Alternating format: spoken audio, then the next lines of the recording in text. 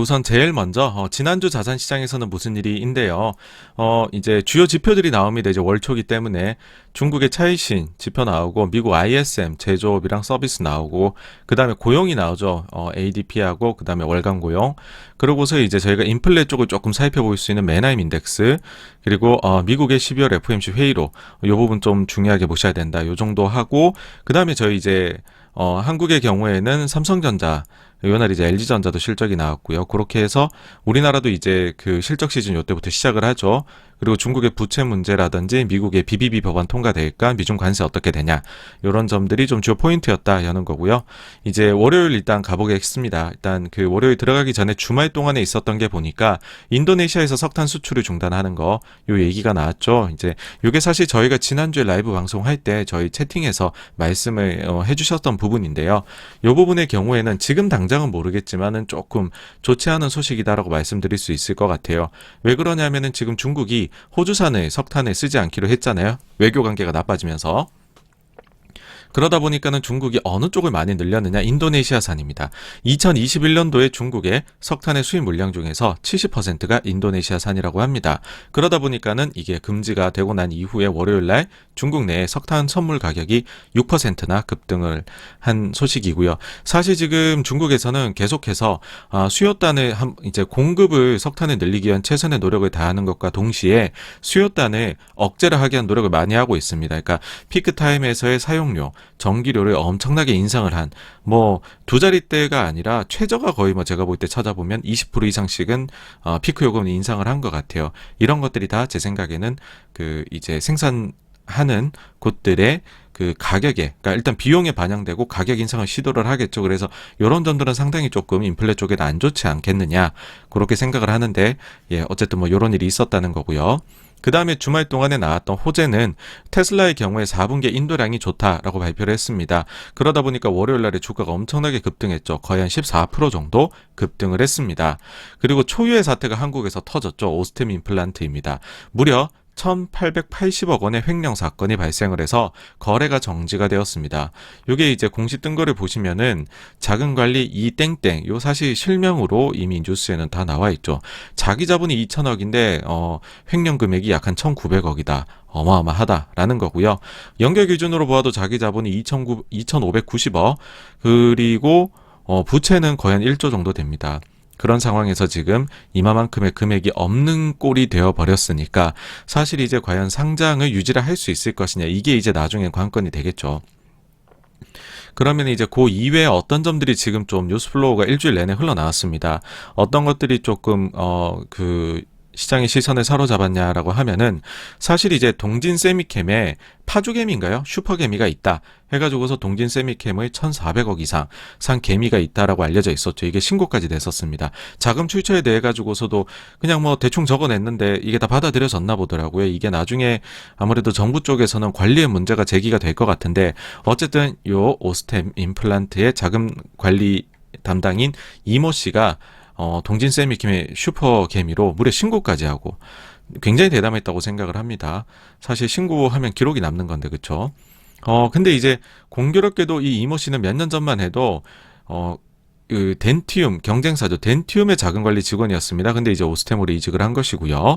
그런데 이제 그 도주 중이었던 이모 씨가 결국 검거가 됐죠. 근데 검거가 되고 한 이야기가 윗선의 지시였다. 그 뒤에는 최 회장이 지시였다라고 주장을 했고 최 회장 쪽에서는 당연히 아니다라고 주장을 해서 요거는 나중에 뭐 법정에서 가려지게 될 것 같고요. 최 회장의 경우에는 지금 오스템 임플란트 주식을 약 한 20% 정도 보유를 하고 있는데 그 보유 물량 중에서 약 한 60%인 12%가 주식 담보 계약이 잡혀 있습니다. 그러면 이 주식 담보 계약을 맺어서 마련한 현금으로 무엇을 했느냐? 다수의 금액을 주식을 사는 데 쓴 것으로 보입니다. 지금 특히 두 종목이 지금 얘기 나오죠. APS 홀딩스 경우에 여기 지분을 거의 한 8.69%. 사실 횡령 이야기 나오기 한 달 전에도 지분을 1% 이상 늘렸습니다. 그 다음에 한스바이오 매드에는 사실 오스템 임플란트도 지분 투자가 되어 있고 추가적으로 최 회장이 1.6% 지분을 더 보유를 하고 있습니다. 최악의 경우에 만약에 뭐 주식 담보 계약이 연장이 안 된다라고 해버리면 이 부분에 문제가 좀 생길 수 있는 것이고요. 그러면 이런 큰 문제가 발생을 했는데 이거 회계법인, 감사한 회계법인에는 문제가 있느냐라고 하는데 일반적인 경우에 이런 경우 지적을 당하지 않고 넘어갑니다. 이게 좀 이상하다 여겨지실 수도 있는데 이 회계법인의 감사의 목적이 무엇이냐라고 하면은 회사의 나쁜 점을 내가 철저하게 막 탐정처럼 발견해낸다. 아니면은 검사처럼 나쁜 것을 지적해낸다. 이게 아닙니다. 회사가 작성한 거에 대해 가지고서 합리적인 범위 내에서 이게 받아들여질 수 있는가를 감사하는 것이 회계감사의 목적입니다. 그러니까는 회계법인이 감사를 했다고 해서 회사가 가지고 있는 회계상의 그런 분식이나 횡령이나 이런 것들을 모두 발견할 수 있다라는 것 자체가 원래 기대가 되지가 않습니다. 이게 되게 이상하다 여겨지실 수도 있기는 해요. 그렇기는 하지만은 그게 이제 원래 job description이기 때문에 아마도 이게 이게 이제 이 회계법인이 지적을 당하지는 않을 것 같다는 게 일반적인 사례로 봐서는 생각이고요. 그 다음에 상장이 이제 폐지하는 거, 요 심사 같은 경우에는 이게 사실은 코스닥에서도 한 20위권 정도 시총을 차지하던 기업이었고, 그러다 보니까는 각종 지수에 많이 편입돼 있고, ETF에도 편입돼 있고, 그 다음에 펀드에도 편입이 되어 있는 것입니다. 그래서 이 사안의 중대함이라는 게 있겠죠. 그렇기 때문에 상당히 시간이 끌지 않을까라고 생각을 합니다. 일반적으로 이제 상장 폐지 요거 하는 거 거래소 가서 심사를 하게 되면, 그 심사하시는 분들의 풀이 있어요. 그 풀이 있고, 그 중에서 랜덤으로 오셔가지고서 이거를 사안을 평가를 하시게 되는데 사실 그분들 입장에서도 이게 너무 명확한 것이면 모르겠지만은 그러니까는 이게 사안의 중대함이 있을 경우에는 최대한 이게 어떻게든 해소가 되는 방식으로 좀 가려고 노력하시는 경향들이 과거를 보면 보입니다. 그래가지고서 이거는 사실 어떻게 보면은 이게 더 안 좋을 수도 있는 건데 뭐냐면은 이제 계속해서 어떻게든 이제 상장 폐지가 안 당해서 그러니까 폐지되면 너무 피해보는 사람 많으니까 유지를 하려고 노력을 할 것 같기는 한데 그러다 보면 거래 정지 기간이 상당히 길어질 수도 있습니다. 예. 그래서 결국에는 오스템 임플란트에 투자한 펀드들 그리고 거기에 대한 가입자분들 그리고 개인 투자자분들만 굉장히 크게 고생을 하시는 사례가 되지 않을까. 그래서 요거는 좀 결국 이거는 이제 핵심은 이거겠죠. 이제 최고 윗선의 지시였느냐 아니면 개인의 일탈이었느냐 요거를 좀 명확히 밝혀서 회사는 이제 만약에 피해를 입게 되면은 이제 주주분들이 고생하시니까는 요 횡령 금액들이 고스란히 좀 돌아왔으면 하는 바람이고요. 그 다음에 중국에서는 헝다가 하이난성에 있는 39동 아파트가 철거 명령이 내려졌습니다. 그리고 그와 동시에 헝다가 이제 거래 정지, 하루 뒤에 거래 재개되는데 폭락해서 거래가 됐었고요. 그리고 미국 같은 경우에는 지금 금리가 팍 튀고 있습니다. 월요일부터 새해 벽도부터 튀는 거죠. 거의 한 12bp 정도가 엄청나게 올라갔습니다. 그래서 1.6% 선을 미국채 10년물이 바로 탈환을 했는데 이게 사실 어느 정도 예견되어 있었다라는 것이죠. 저희 이제 86권가 구독하시는 분들은 다들 보셨을 겁니다. 제가 이제 연말에 가가지고서 이게 보니까는 국채 입찰, 미국채 입찰이 어떻게 되는지를 좀 보셔야 될 것 같고 이게 좀 시간이 갈수록 조금 안 좋게 나오더라. 특히나 제일 마지막 옥션이었던 연말에 29일 날에 있었던 7년물 입찰이 응찰률도 안 좋고 금리도 높게 나서 부진했다라고 말씀을 드렸습니다. 그래서 이게 되게 좀 신경이 쓰이고 연초부터 금리가 좀 내달릴 수도 있을 것 같다라고 했는데 거의 엄청나게 첫날부터 내달렸죠. 네. 근데 이제 이날엔 미스터리가 좀 있습니다. 뭐냐 하면 금리가 이만큼 올랐어요. 과거 같으면 어떤 생각을 했느냐. 와, 금리가 오르네. 그러면 우리가 밸류에이션 할 때 할인율이 높아지니까 자산 시장이 내려와야 돼. 원래는 주식 시장이 안 좋아야 된다라고 생각할 겁니다. 이게 언제적에 있었던 일이냐 하면은 2021년도에 저희가 1분기 때 그걸 경험을 했었잖아요. 근데 이번에는 어떠냐? 금리가 이만큼 올랐는데 주식이 다 올랐어요. 근데 오케이, 주식 오르는 건 오케이. 근데 아니 그래도 최소한 성장준 좀 빠져야 되는 거 아니야 했는데 성장주가 더 올랐던. 그래서 이게 저는 이제 미스테리라고 합니다. 이날 솔직히 증시가 이해가 안 됐었어요. 이제 화요일입니다. 중국에서 단기자금 시장에서 다시 자금 회수를 시작을 했습니다. 사실 주간 내내 회수인데 여기 보시면은 지금 중국이 조였다 풀었다 계속 가다서다를 반복하는 조심스러운 통화 정책입니다. 그러니까 연말이 되면 연말 자금 수요가 특수 수요들이 있습니다. 대차를 맞추기 위해서. 그러다 보니까는 연말에 유동성이 메마르지 않도록 도와주기 위해서 갑자기 거의 이제 끝나기 2주 2021년 12월의 마지막 2주간에 엄청난 금액을 시장에 공급을 합니다. 약 한 6,500억 위안을 단기자금 시장에 인민은행이 투입을 하거든요. 근데 이런 경우에는 별 문제 없이 끝나면 월초에 다시 다 빨아들입니다. 역시나 한 주 만에 6,600억 위안 고스란히 다 회수를 해갔습니다. 예. 그래가지고서 중국에 대해 가지고서 저희가 급격하게 돈을 완화적으로 막 풀 거야 라는 기대들을 요즘 좀 하시는데 그 기대는 솔직히 조금 높다. 제가 볼 때는 조금 그건 과하다라는 생각이 들고요. 그런 것들이 이런저런 사례들에서 이 사례도 마찬가지겠죠. 발견이 된다는 거고요. 그 다음에 이제 차이신 제조 예상보다 조금 더 잘 나왔고요. 뒤에 끝까지 말씀드리면은 차이신이 이제 서비스업도 예상보다 좀 잘 나왔습니다. 그래서 중국이 이게 역시나 헝다나 부동산 문제가 있었지만은 좀 완화적으로 가기 시작을 하니까는 경제가 다시 바닥짓고 조금 올라오기 시작을 했구나. 그런 점이 일단은 조금 보이기는 시작을 합니다. 예. 그 다음에 이제 그 원유 시장에서는요. 이날 오펙 플러스 월간 회의가 있었거든요. 근데 이게 보시면은 당초의 예상대로 40만 배럴을 추가 증산하기로 결정을 내렸습니다.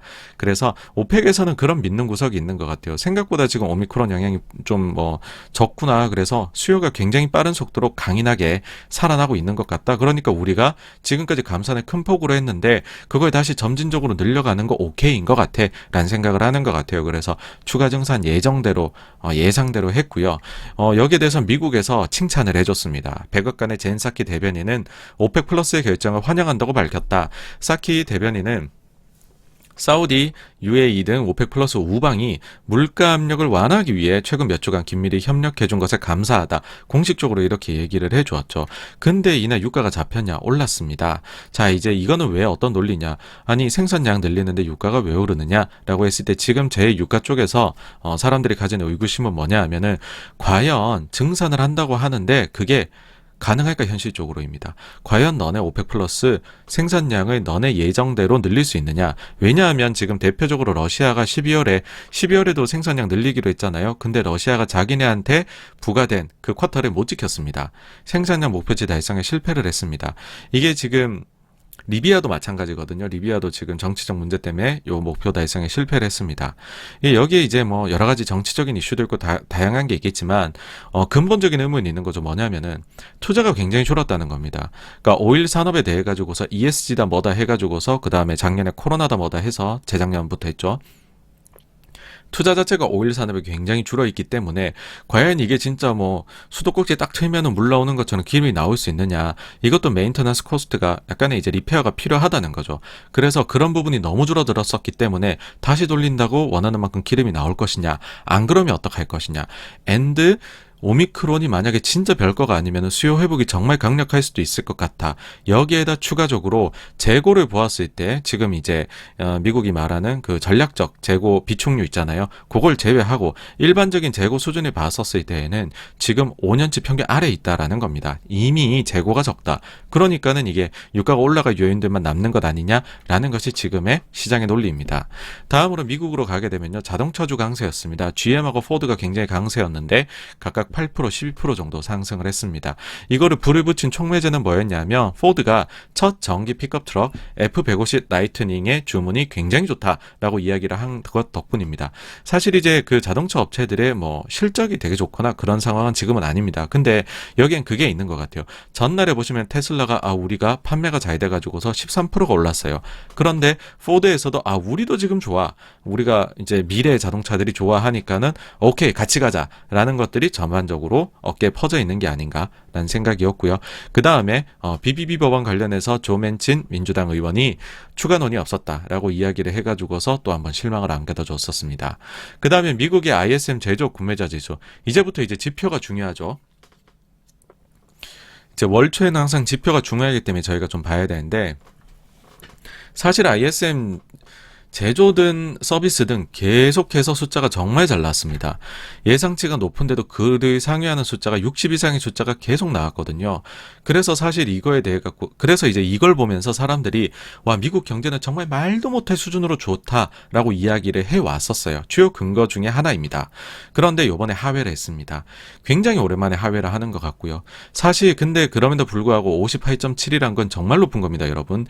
예전에만 해도요, 어떤 공식이 있었냐면 ISM 제조업 지수가 55를 몇 달 이상 넘어가게 되면 연준은 긴축적인 행보를 보인다라는 공식이 있을 정도였었어요. 55가 높다라고 생각을 한 거죠. 근데 지금 58.7이 낮아 보이는 거예요. 너무 예상치가 높았었으니까는. 그러면은 이거를 하회하게 된 이유가 무엇이냐라고 했었을 때 세부적인 숫자를 한번 보게 되죠. 보시죠. 그러면은 일단 오더부터 저희가 봐야겠죠. 오더가 이제 제일 선행하는 거니까는 일단은 신규 오더가 조금 줄었어요, 지난번보다. 그 다음에는 지금 오더 쌓여 있는 거는 약간 늘어났고, 그 다음에는 이제 수출 오더는 약간 내려갔고, 그러니까 오더 쪽에서는 이제는 그 강인함의 피크는 지난 것 같다는 게 여기서 느껴집니다. 그 다음에 이제 오더가 들어오면 생산해야겠죠. 생산 어떡하냐? 61.5에서 59.2로 좀 내려왔습니다. 그러니까는 경제의 강인함이 여전히 살아있긴 해요. 60 내면 진짜 좋은 겁니다. 그런데 그 강인하다는 모멘텀은 떨어져 내려왔으면 부정할 수 없는 것이죠. 근데 이제 요거를 보고도 시장은 ISM 제조업 지수 나왔을 때 환호를 했어요. 무엇을 보고 환호를 했느냐? 인플레이션이 일시적이다. 인플레이션이 앞으로 내려올 것 같다라는 것. 그 징후가 보이기 시작했기 때문입니다. 여기 보시면은 인플레이션 이 지금 영향이 제일 여기 나오는 게 숫자가 요 두 개입니다. 하나는 가격, 다른 하나는 공급자 인도. 이게 이제 공급망 교란을 이야기하는 거거든요. 가격 지표가 보시면 무려 82.4였어요. 이게 68.2로 뚝 떨어집니다. 오케이, 가격이 이제 떨어지기 시작했구나. 인플레이션 잡히기 시작하나 봐. 그 다음에 공급자 인도도 보시면 72.2였어요. 이 두 개가 제일 높죠, 여러분이 숫자에서 보시면은. 근데 지난달 72.2에서 이번에 발표될 때는 64.9로 떨어져 내려온 겁니다. 그러니까 어떻게 보면은 PMI가 내려왔는데, 근데 여기에 대해 가지고서 주요 요소로 작동한 것들은 인플레 요소들이 완화되면서 내려왔다는 거죠. 그러니까는 오더나 생산이 조금 내려온 것이 꺼림칙하기는 하지만 숫자가 이거는 좋은 것이다라고 시장이 처음엔 판단을 했던 것이죠. 자, 이제 저희가 구체적으로 코멘트도 매달 여기 나오거든요. 요거 이제 저희가 같이 이제 체크를 하는데 한번 보도록 하겠습니다. 자, 이제 1월 발표, 요건 전달 거고 1월 발표 보시면 화학에서 일단 화학은 사실 12월에부터 서서히 개선의 조짐을 보이고 있습니다. 공급망이 얘기를 했어요. 유일했습니다. 요 중에서. 이번에도 공급망이 매우 느리게 채워지고 있습니다. 완화되고 있다는 거죠. 문제점들이. 아직 풀은 아니지만 직감으론 화학 원료 조달이 쉬워지고 있는 것 같습니다. 운송장비 자동차 쪽을 말합니다. 계속되는 강한 수요로 인해 원부자재가 있는 만큼밖에 차량을 생산하지 못하고 있습니다. 이게. 하지만 글로벌 칩 부족으로 인해 생산량이 제한적입니다. 반도체 칩 부족이죠.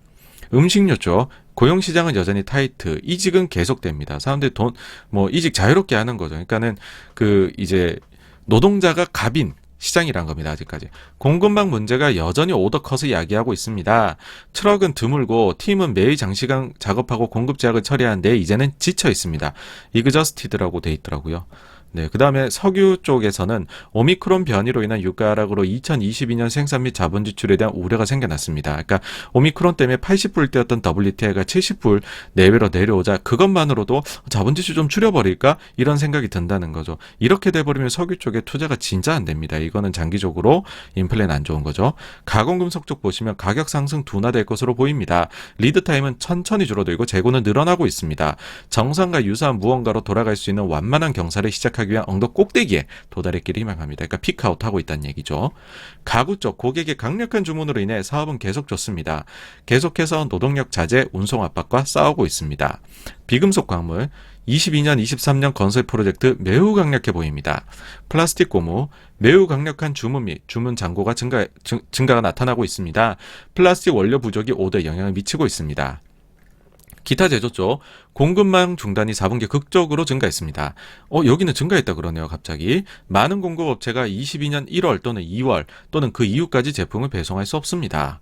기계, 철강 가격이 다소 낮아지는 듯합니다. 요거 가공금속에서도 낮죠. 가격 상승 둔화가 보입니다.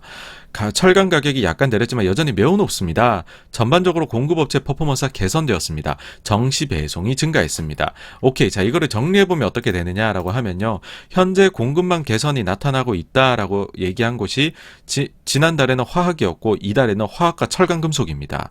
그 다음에 가격 하락이 나타나고 있다고 얘기한 곳은 철강과 금속 쪽입니다. 그러니까는 이제 원재료 쪽인 거죠. 그쪽에서 지금 개선이 우리는 좀 보이고 있습니다. 근데 그 이외 분야에서는 그렇지 않다라고 얘기를 하는 것이고 그게 숫자에 좀 저렇게 나타나고 있다 보시면 될 것 같습니다.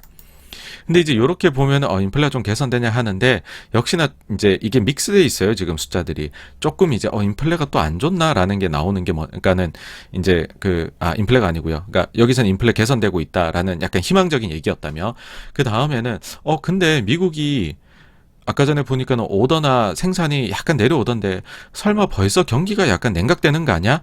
라는 게 여기에서 이제 졸츠라고 하죠. 저희가 미국 기업 구인 규모 요게 이제 발표됐는데 요날에 요게 예상치를 하회했습니다. 그러니까는 미국의 기업들이 일자리를 이제 뭐 사람 모집합니다라고 하는 게 줄었다는 거죠. 원래는 이게 굉장히 그 증가를 하고 있는데 일하려고 하는 사람이 없다는 게 지금 미국 경제 강인함을 보여주는 거였잖아요. 근데 그게 예상치를 하회했습니다. 그러니까 실제로 미국 경제가 좀 모멘텀이 피크아웃한 거 아니냐라는 게 이날은 전 좀 생각이 들더라고요.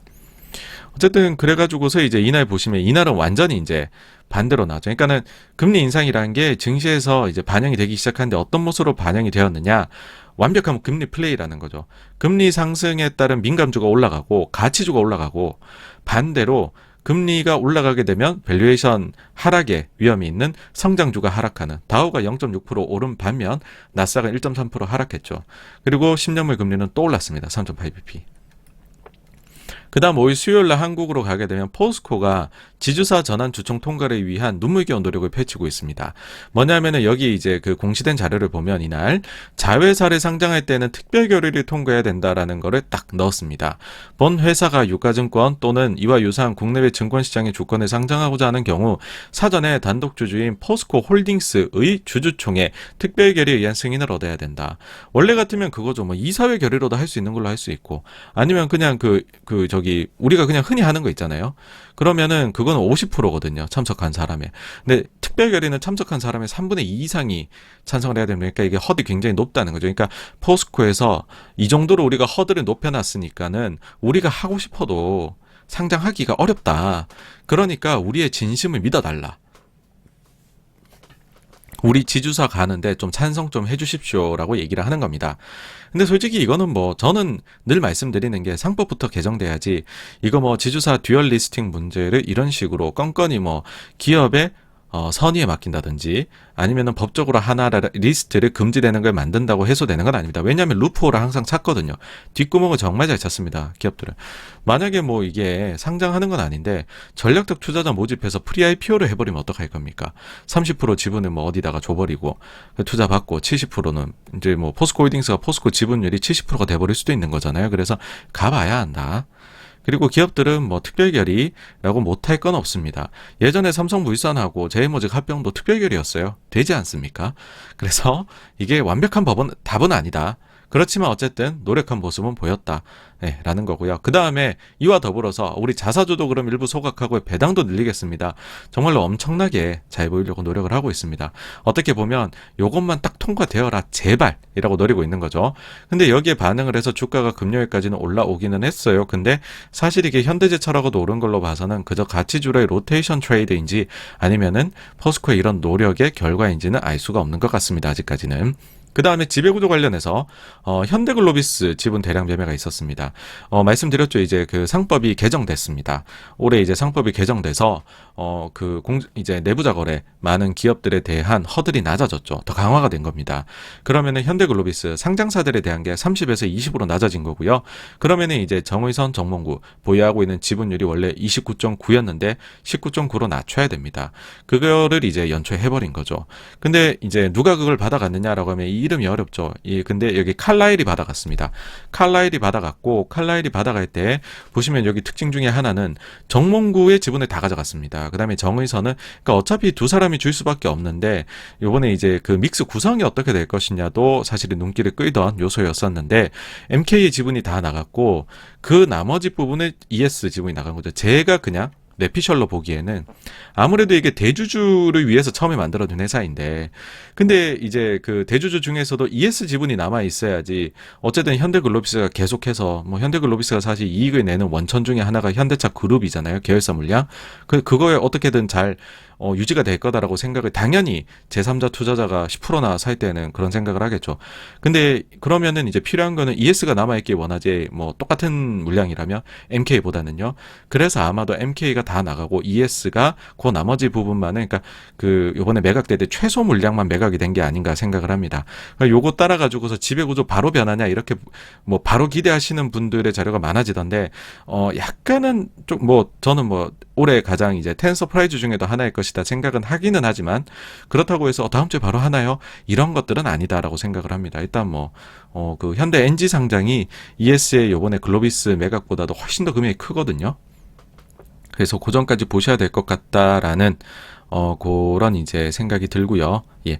그 다음에 뭐 이게 원래 사실 작년 말부터 썰이 많았죠. 이게 칼라일이 아니라 뭐 아주 유력 회사, 전 세계 시가총액 1위도 해봤던 회사, 그 회사가 들어온다는 썰도 있었죠. 네, 아닌 걸로 밝혀지긴 했지만 요번에. 그랬고요. 그 다음 중국 보시면 알리바바 벌금 뭐 몇천만 원인가 맞았는데 소액이지만 이제 전체적으로 좀 플랫폼 기업들한테 시장 심리 조금 안 좋게 중국 작용했던 게 있었고요.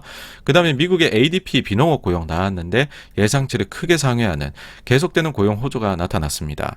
이제 이렇게 돼버리면은 과거에는 우리가 어떻게 생각을 했냐라고 하면은 고용이 잘 나온다.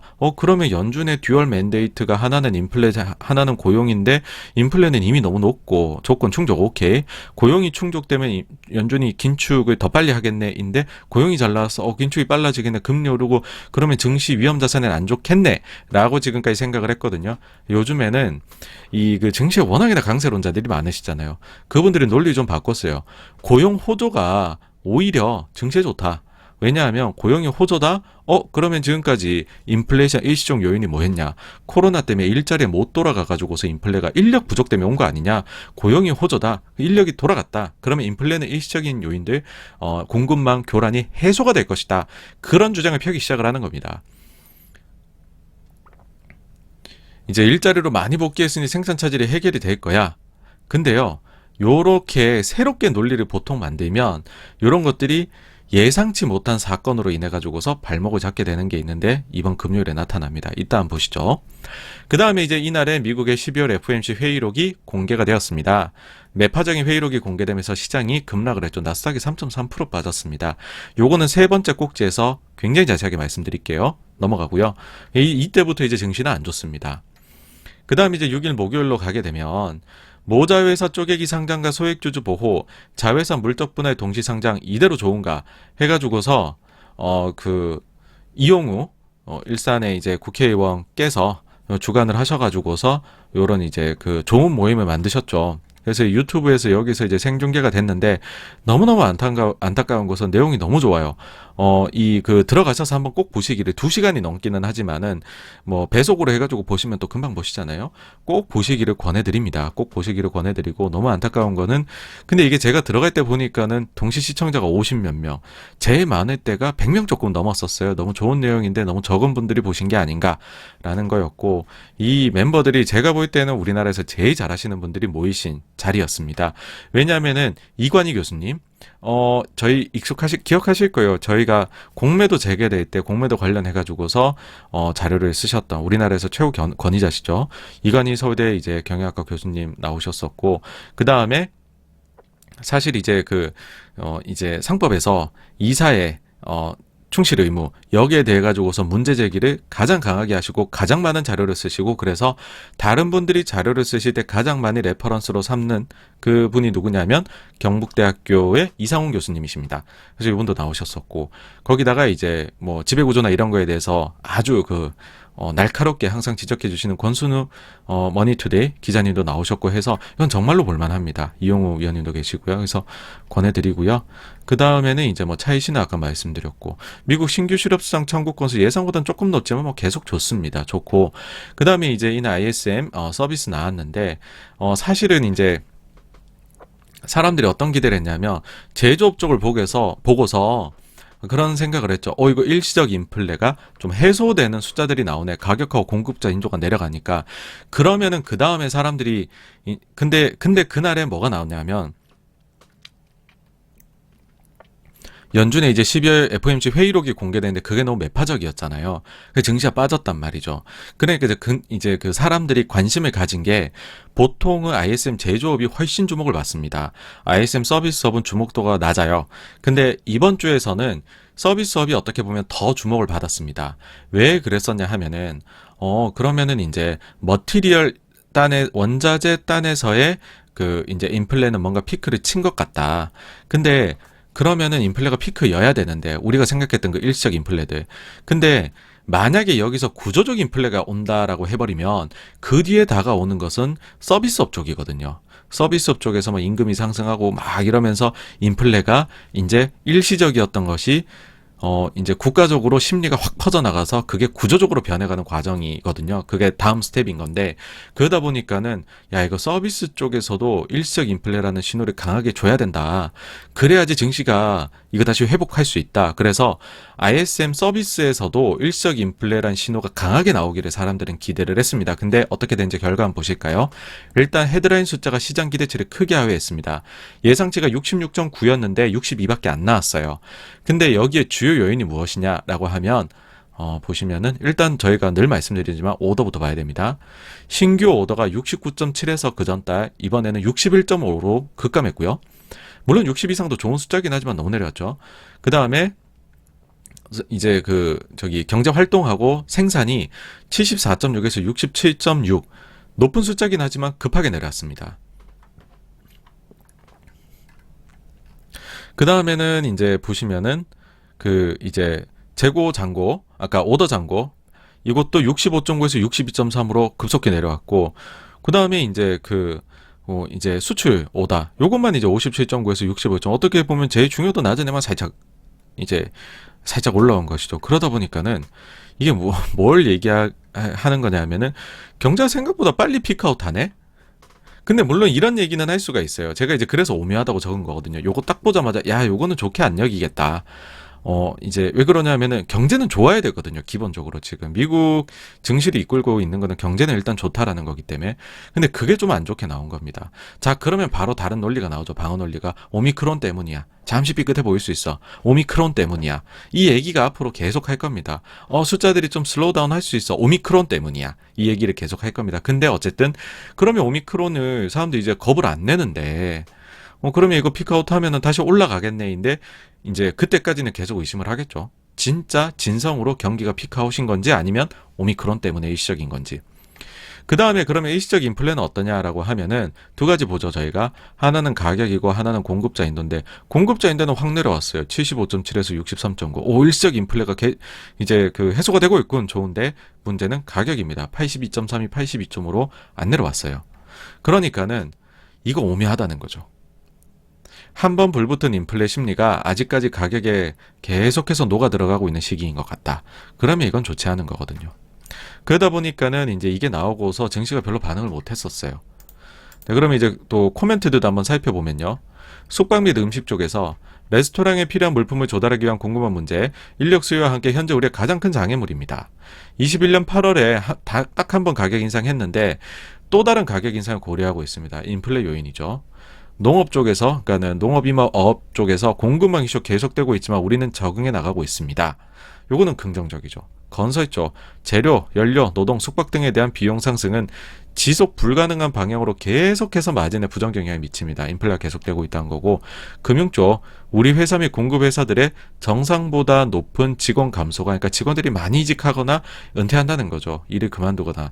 교란과 지연을 일으키고 있습니다. 그러니까 계속해서 인력난, 헬스케어 쪽, 코로나19 관련해가지고서 또 다른 변종의 측면에 겨울 예측이 긍정적이지 않습니다. 이번이 좀 완화되긴 했지만 전체적으로 서비스에 대한 수요가 증가하고 있습니다. 주로 물류 문제로 인한 공급망 여전히 불안정합니다. 혈액 수집 튜브, 저희 검사할 때 쓰는 거 이렇게 피 뽑을 때 쓰는 거 있잖아요. 그거를 포함한 일부 공급 부족이 운영을 방해하고 있습니다. 이런 게 없다는 거죠. 기본적인 게. 그 다음에 이제 독감 시즌에 접어들 것이라고 조심스레 낙관하고 있습니다. 그러니까는 요거는 이제 코로나 같은 건 좀 내려오고 전통적인 독감 같은 걸로 이제 대체된다 요런 약간 기대감 섞여 있는 것 같아요. IT 쪽에서 대부분 업스트림 생산 자재는 제한된 공급망, 국내 운송 문제로 인해 압박받고 있습니다. 공급업체는 비용을 증가하지 않으려고 노력은 하고 있지만 마진에 문제가 계속 생기기 때문에 가격 인상이 필요합니다. 우리는 가격을 낮게 잡아두는데 지금까지는 잘해왔지만 더 이상 공급업체를 궁지에 몰아넣을 수는 없습니다. 그러니까 가격 계속 인상한다는 뜻입니다. 그래서 모든 상품 비용이 영향을 받을 것입니다. 기타 서비스, 활동은 꾸준한 페이스를 유지하고 있습니다. 좋다는 거죠. 재고 수준 공급 중단 여전합니다. 하지만 공급망 일부 개선 나타나기 시작했습니다. 다만 크리티컬한 포인트 아래까지는 아직 아닙니다. 가격 계속해서 상승합니다. 가장 큰 이유는 운송 비용 때문인데 이는 운송 쪽에서 캐파나 연료비 이런 인플레 압박 때문입니다. 그 다음에 이제 과학 서비스 이런 쪽 전자칩 부족은 우리 공급망 운송에 심각한 영향. 이는 우리가 우리 고객에게 운송하는 데에도 영향이 있습니다. 소매역, 긴 리드 타임, 운송 병목, 배송 불이치, 가격 인상 계속해서 다양한 제품에 영향 미치고 있고요. 유틸리티, 우린 계속해서 전국 및 전 세계적으로 공급망 중단의 경험, 그 결과 원자재 및 서브 부품의 부족, 제조업체 리드타임 연장, 운송 자원 제약, 인력 풀 문제 등 상당한 가격 인상이 발생합니다. 공급 관리자들은 계속해서 수요를 이끌어내고 긴 리드타임 자재에 대해 과거 리드타임보다 더 일찍 주문하며 2차 공급원을 선별할 것을 권고하고 있습니다. 도매업, 수요는 좋지만 공급 문제 계속 악화, 트럭 운송 하는 사람들 구하기가 너무 힘들다는 거죠. 그리고 계속 나빠지고 있답니다. 노동력 부족이 문제이다. 다만 만약 우리가 더 많은 인력이 있었고 더 많은 물건을 구할 수 있었다면 우리는 훨씬 더 많은 비즈니스를 수행할 수 있었을 것입니다. 어떠냐 보면은 이제 믹스돼 있죠. 약간 이제 개선되고 있다도 있지만은 공급망 쪽에서는 더 안 좋아지고 있다는 데도 있는 거고, 가격에 있어서는 똑같은 말을 합니다. 전반적으로 가격 인상 시도 계속하고 있다는 게. 그래서 서비스 쪽에서는 가격이 내려오는 걸 아직 기대하기는 좀 요원한 것 같다. 그 다음에 이게 이제 약간은 경제가 계속해서 미국 경제는 너무너무나도 강인하다 라는 얘기를 계속 하잖아요. 근데 그렇지 않을 수도 있는 거 아니야 라는 게 자꾸 의문이 생기는 거죠. 물론 이제 그 오미크론 때문이다라고 할 수도 있지만은, 아니 무슨 오미크론 아무것도 아닌 것처럼 여기고 있으면서 생활하고 있으면서 뭐 사람들 뭐 할 거 다 하던데 할 거 다 한다고 하면서 올리던 거 아니야 증시를. 근데 생각보다 이게 지금 피크 아웃하고 있는데 라는 게 이제 미국의 4분기 GDP 예상치에서도 지금 나타나고 있습니다. 아틀란타 연준이 이제 실시간으로 집계하는 데이터도 중요한 거 나올 때마다 GDP 나오라는 데에서 예상 GDP를 계속 업데이트를 리비전을 해줍니다. 요거를 보시면은요, 12월 달 초만 해도 무려 9.7%까지 4분기 미국의 GDP가 예상이 됐습니다. 근데 그게 어떻게 되었느냐, 지난주에 드디어 이게 이만큼까지 내려옵니다. 6.7%까지 내려와요. 9.7이 6.7이 되었습니다. 근데 여전히 사람들은 경제가 매우 강인하다고 미국에 대해서는 여기고 있죠. 그 다음에 제임스 블라드, 요즘에 뭐 제일 매파로서 이름을 날리고 있습니다. 요분이 또 얘기를 했는데 3월에 금리 인상에 대해서 재언급했고요. 대차 대조비 축소에 대해서도 재언급을 했습니다.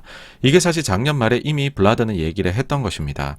뭐라고 했었냐면은 12월 1월 달, 그러니까 다음 두 번의 연준의 FOMC 회의는 좀 긴축적이어야 된다, 매파적이어야 된다라고 했었고, 그리고 본인은 개인적으로 3월에 이제 자산 매입 중단하고 금리 인상도 하고 이때 재투자도 그 즉시 중단해야 된다라는 얘기를 했었죠. 되게 매파적으로 여겨졌는데 그걸 그냥 유지하고 말했습니다.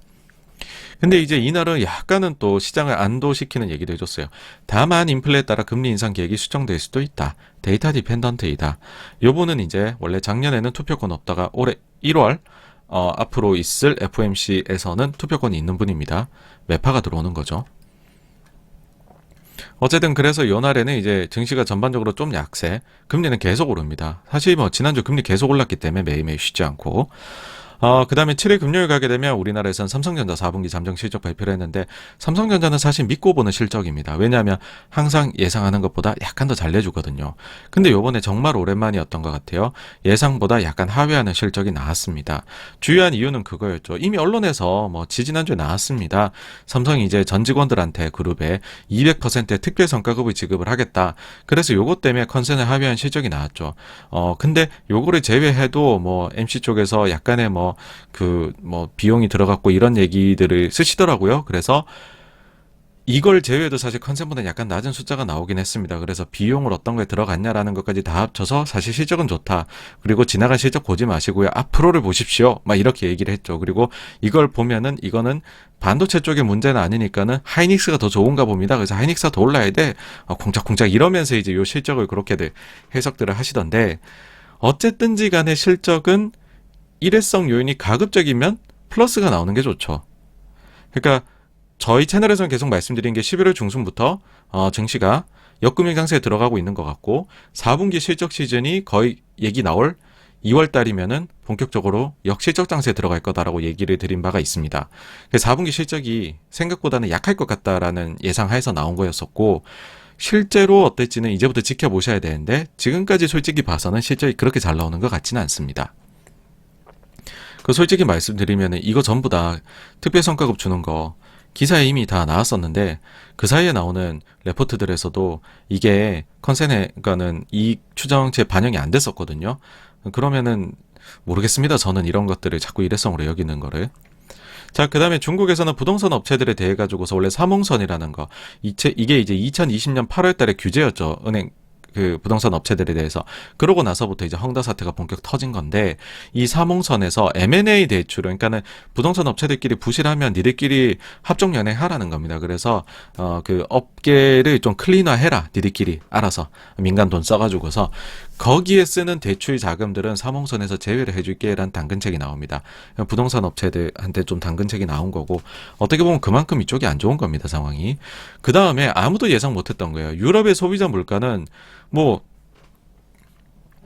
보시면 오미크론도 먼저 두들겨 맞은 게 유럽이고, 그러다 보니까는 유럽 쪽은 경제가 좀 슬로우 다운 했겠지, 그럼 물가도 좀 슬로우 다운 하겠지 싶었는데 예상보다 더 높게 나왔습니다. 그러니까는 소비자 물가의 피크 아직까지 섣불리 말하기 어렵다는 게 유럽에서 나왔고, 그 다음에 이제 워낙 중고차 가격이 이제 일회성 요인을 많이, 그러니까는 부분을 크게 차지했다 보니까는 맨하임 인덱스 어쩔 수 없이 보는데 12월 달 거 요날 나왔거든요. 1.6% 증가입니다. 상반월 증가가 4점 몇 프로인데 그거보단 내려왔어요. 그렇다라는 거는 하반월에는 증가폭이 내려온 정도가 아니라 아마 약간의 하락세를 보인 것으로 보입니다.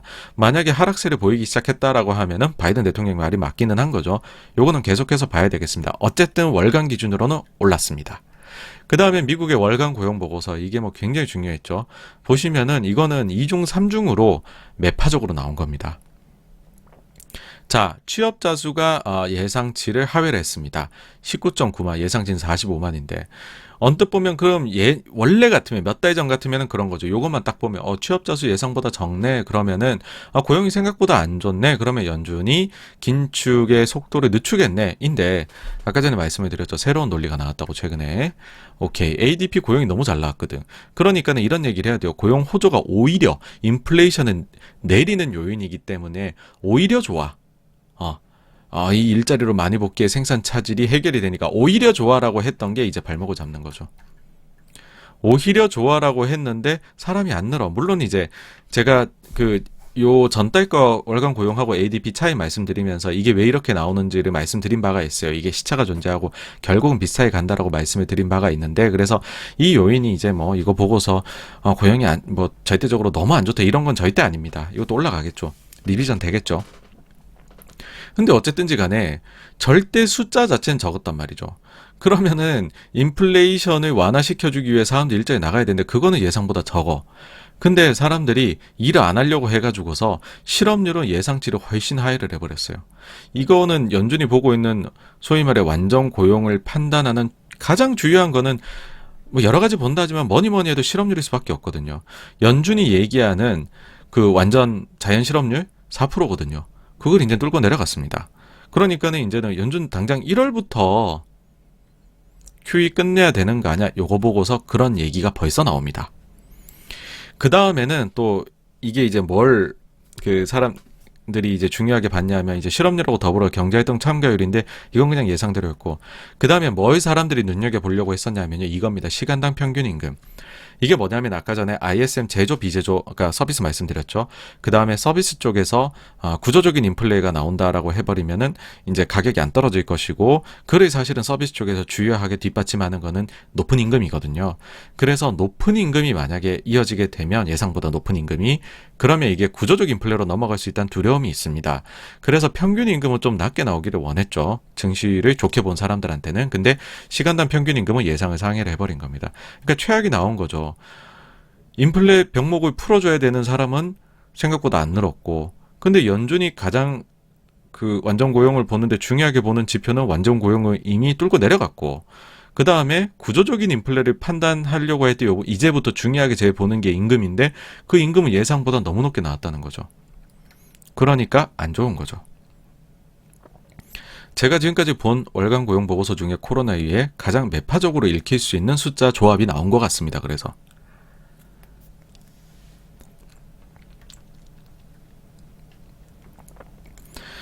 이제 이제 그런 생각은 할 수 있습니다. 어쨌든 또 여기에도 이제 약간 이유를 변명을 들 수 있는 거는, 이거 일을 안 하는 게 오미크론 때문일 수도 있고, 일시적인 그런 부분이 있는 거 아니야? 이런 얘기들이 아직까지는 나오겠지만, 근데 워낙 조합이 나쁩니다. 그러니까는 이제 구조적인 부분, 이런 부분들이 지금 얘기가 될 수 있는 숫자들의 조합이었던 것 같아요. 여기다가 이제 조금 더 말씀을 제가 드릴 수 있는 부분은 뭐냐 하면은 이제 특히나 이런 부분인데 그 지난 12월 달 FOMC 하고서 인터뷰할 때 끝나고서 파월 의장이 아직까지 임금 상승이 인플레에 반영된 부분은 보이지 않는다라고 공개적으로 얘기를 했습니다. 그러니까 지금까지도 인플레가 높았죠. 우리가 인플레 높다고 많이들 얘기를 했습니다. 근데 이거의 주요 요인은 사실 코로나에 따른 공급망 교란, 그에 따른 원부자재 가격의 상승이었죠.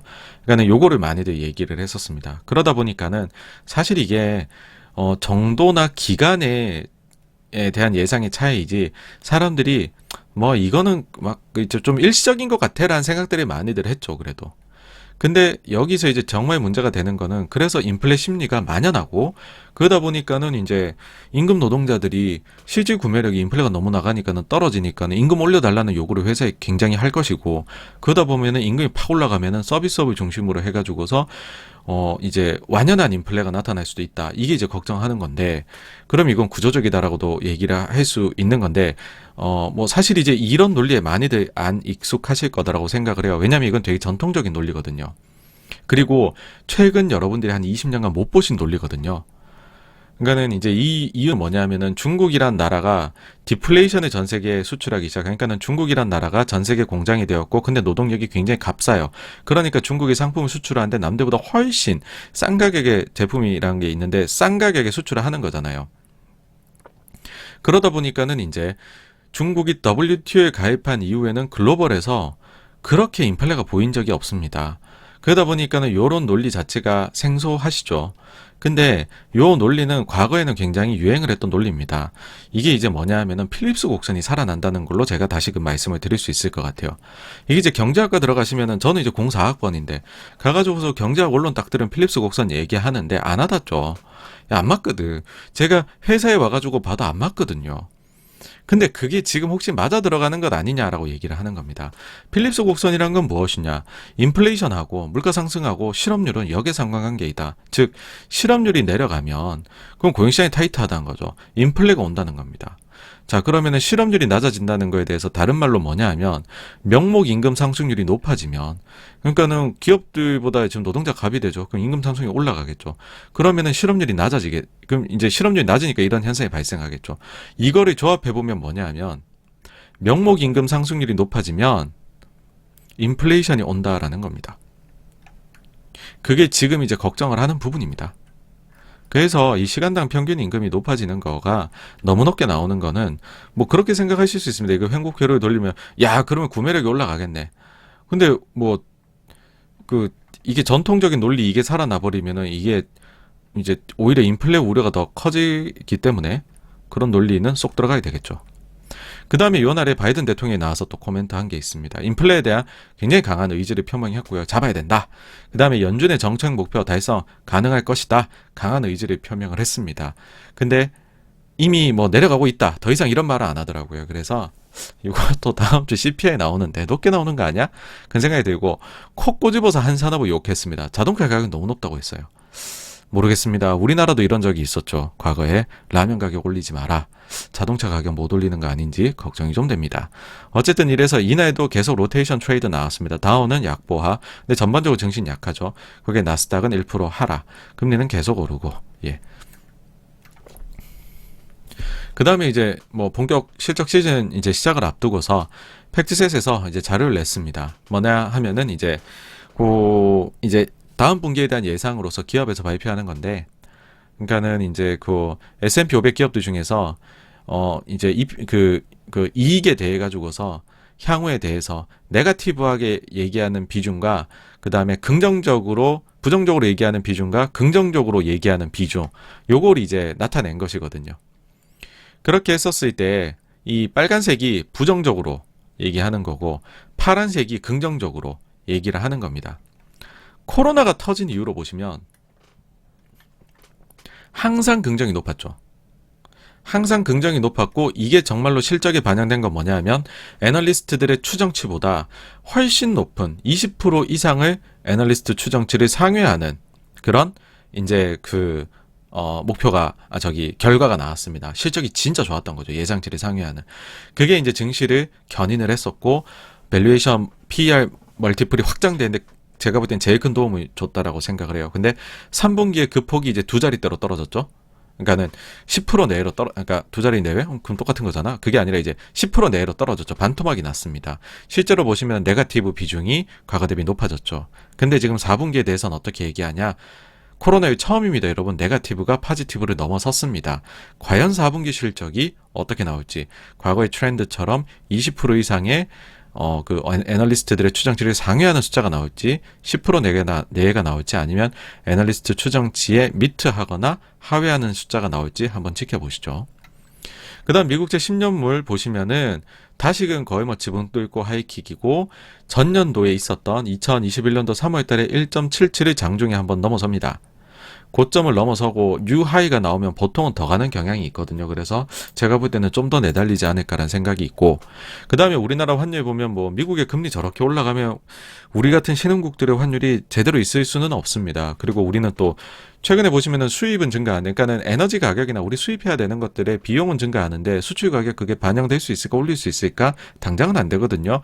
그럼 경상수지 촉이 또 줄어드는 면이 있고 하다 보니까는 우리 이제 환율도 1200억 원을 결국은 또 뚫고 올라가서 또 뉴하이를 기록을 합니다. 이런 경우도 보통 더 내달리더라고요. 그 다음에 유가 같은 경우에도 이제 85불 갔다가 와 우리 비축료도 풀고 유가 니네 좀 그만해 500 플러스 바이든 대통령 이야기한 이후로 훅 내려갔다가 다시 또 80불에 육박해 있습니다. 그 다음에 이제 그 오미크론이나 이런 거 보시면은 아직까지 증가세는 높아요.